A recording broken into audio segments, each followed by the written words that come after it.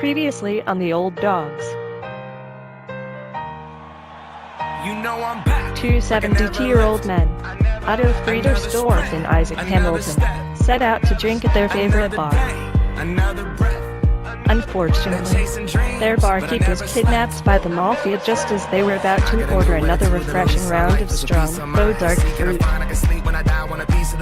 From there, they started their journey to return alcohol to the only bar in Chisholm.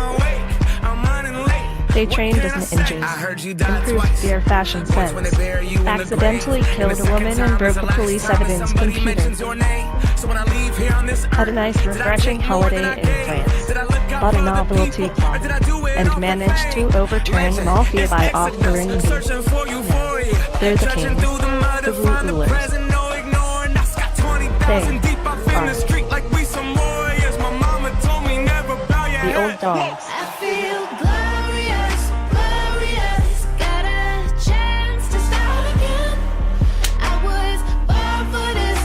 The Old Dogs are back, with the sassiest of trim.